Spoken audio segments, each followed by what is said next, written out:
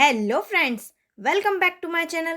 Friends, पिछली video के अंदर हमने बात की थी प्रोटोकॉल क्या होता है। हमने डिफरेंट टाइप के प्रोटोकॉल्स के बारे में डिस्कस किया था। सो फ्रेंड्स, अगर अभी तक आपने मेरी पिछली वाली वीडियो नहीं देखी है तो पहले जाकर के उस वीडियो को ज़रूर देख लीजिए। और अगर अभी तक आपने मेरे चैनल को सब्सक्राइब नहीं किया है तो प्लीज़ सब्सक्राइब कर दीजिए और वीडियोज़ को लाइक और शेयर करना ना भूलें।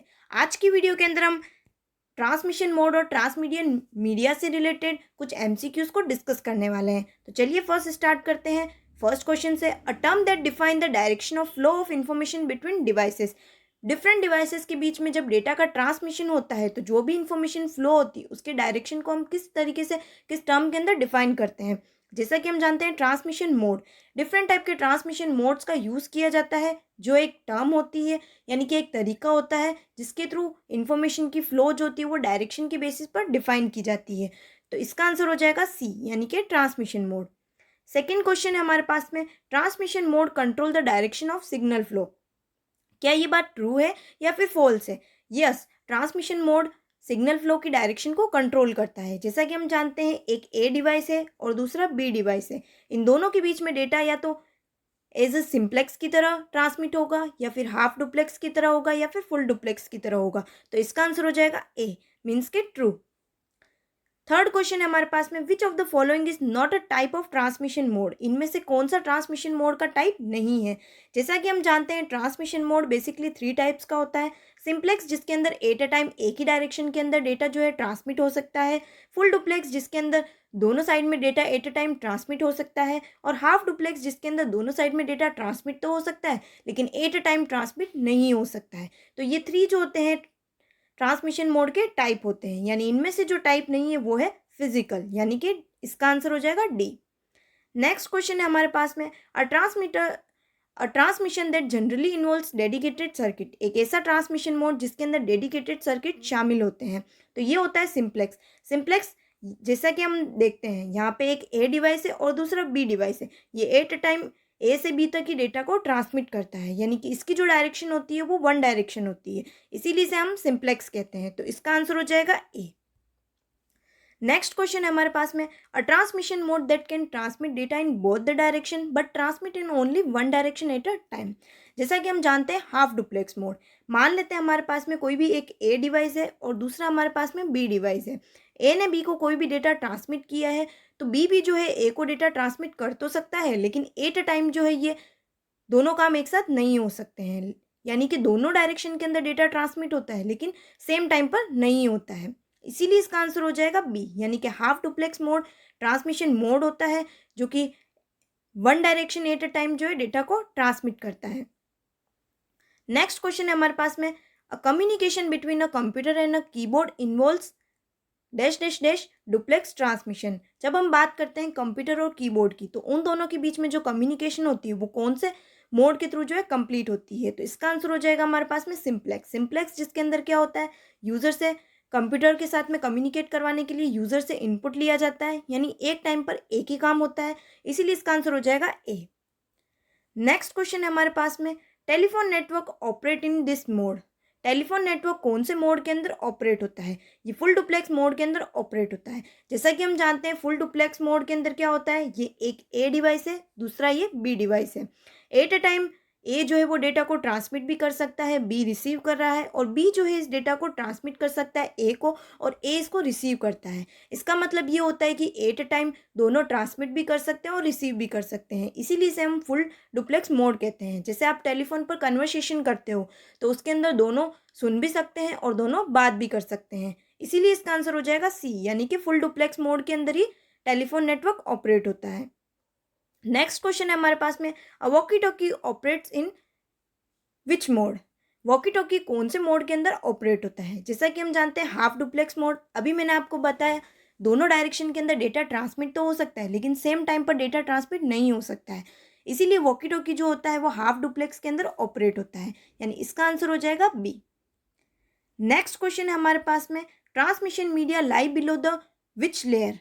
ट्रांसमिशन मीडिया कौन सी लेयर के ऊपर काम करती है? जैसा कि हम जानते हैं फिजिकल लेयर। फिजिकल लेयर जिसके अंदर ही चूज किया जाता है कि कौन से ट्रांसमिशन मीडिया का यूज़ में लेना है, कौन से सिग्नल्स का यूज़ लेना है, कौन सी केबल्स का यूज़ लेना है, कौन से ट्रांसमिशन मोड्स का यूज़ लेना है, वो सारा काम फिजिकल लेयर के अंदर होता है, जो बेसिकली आईएसओ मॉडल के थ्रू जो बनाया गया OSI मॉडल है, इसी तरीके से TCP/IP मॉडल दोनों के अंदर यूज में आती है। तो इसका आंसर हो जाएगा डी, यानी कि फिजिकल लेयर। नेक्स्ट क्वेश्चन है हमारे पास में, which cable consist of an inner copper core and second conducting outer sheet. इनमें से कौन सी ऐसी केबल होती है जिसके अंदर इनर कॉपर का कोर होता है और सेकंड जो होता है वो आउटर शीट जो है कंडक्ट रहती है। जैसा कि हम जानते हैं कोएक्सियल केबल, कोएक्सियल केबल जिसके अंदर कोर के अंदर जो है बेसिकली इनर कॉपर की लगी रहती है और उसको इंसुलेट कर दिया जाता है शीट के थ्रू। उस शीट के ऊपर दूसरा कंडक्टर के थ्रू जो कि इंसुलेटेड रहता है कॉपर का, वो लगा रहता है और उसके बाद आउटर शीट जो है लगी रहती है। तो ये जो कोएक्सियल केबल होती है जिसके अंदर इनर कॉपर कोर और सेकेंड कंडक्टिंग आउटर शीट दोनों लगी रहती है, इसीलिए इसका आंसर हो जाएगा सी। नेक्स्ट क्वेश्चन है हमारे पास में, which cable can carry signals of higher frequency ranges than which cable. इनमें से कौन सी ऐसी केबल होती है जो दूसरी केबल के मुकाबले हायर फ्रीक्वेंसी की रेंज रखती है। तो कोएक्सियल केबल जो होती है वो ट्विस्टेड पेयर केबल के मुकाबले हायर फ्रीक्वेंसी की रेंज रखती है। जैसा कि हम जानते हैं ट्विस्टेड पेयर केबल के अंदर क्या होता है कि 2 केबल्स होती है। एक केबल जो होती है, दोनों केबल कॉपर की बनी होती है। एक केबल सिग्नल को कैरी करने के लिए यूज़ में आती है और दूसरी केबल जो होती है वो एज ए ग्राउंड रेफरेंस की तरह यूज़ में आती है। और इसका स्ट्रक्चर कुछ इस तरीके से रहता है, जैसा कि हम यहाँ पे देख सकते हैं। ये इस तरीके से आपस में एक दूसरे से ट्विस्टेड रहती है और कोएक्सियल केबल जो होती है वो ट्विस्टेड पेयर के मुकाबले हाई फ्रीक्वेंसी रेंज से सिग्नल को कैरी करती है, इसीलिए इसका आंसर हो जाएगा ए।